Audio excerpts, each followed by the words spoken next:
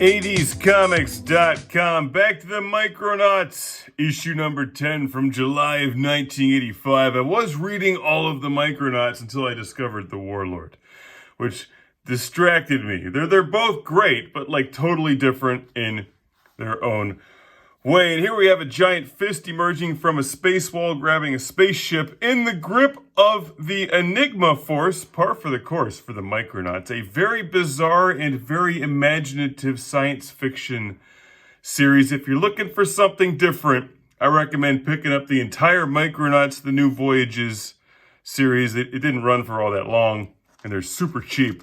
It's a lot of fun. What I find most mesmerizing about the Micronauts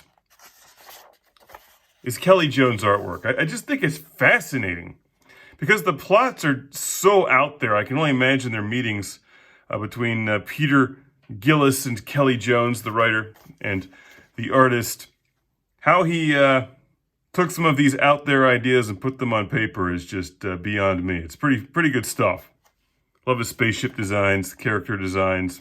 This issue is titled The Wall Around the Universe, and you'll see why when you read it. Like usual, I think that Kelley Jones enjoys drawing Marionette, and here we have Acroyear, who's pretty badass, Bug, who's just weird, and Commander Rand, who no longer looks like Kurt Russell, and that makes me sad. He looks like Kurt Russell from The Thing in the earlier issues. But check this out. Remember Bug's girlfriend? There she is. It's Solitaire, the new Solitaire, who no longer resembles a Green Mary or Commander Rand's mom. She now looks like an extra who got kicked off an Ozzy Osbourne video shoot. And you know what? That's okay. It's the 80s after all. Look, leather, mesh. She looks like the Baroness after a couple of martinis on a Saturday night. And you know what? Who can argue with that? Certainly not Bug, who's happy to have her along.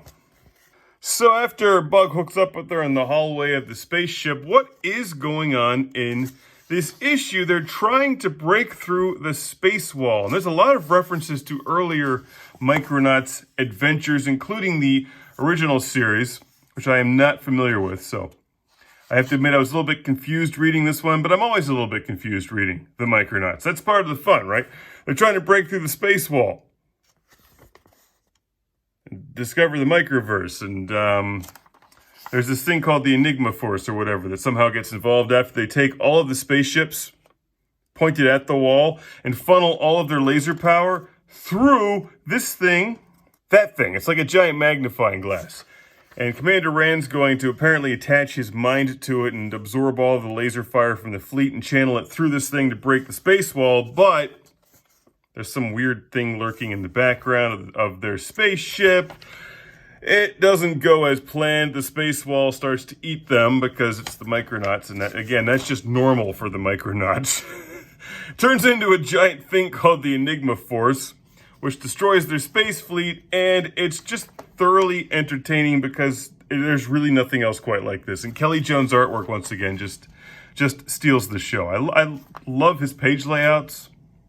And like the Warlord, it's very charismatic artwork. It's very likable. Like, it's technically sound. There's a lot of passion behind it. I love his detail work. Just little effects everywhere. The character designs. It's a good book. It doesn't even need words. It's just fun to look at. Micronauts, issue number 10 from 1985 here on 80scomics.com. I highly recommend that if you're going to read Micronauts The New Voyages, the second Micronauts series, that you just buy them all. Start from the beginning because they barely make sense as it is if you read them in sequence, let alone if you're trying to jump around a bit. It's a good read though. They're a lot of fun. Micronauts! I've been meaning to point this out for a while now. Have you noticed in any of these issues or on the website that Ralph Macchio is the editor? Do you think he got so sick of people referencing the Karate Kid? Like, I'm assuming it's not the same guy, but maybe it is. Maybe he fights for freedom and justice and does a great job editing. Who can say?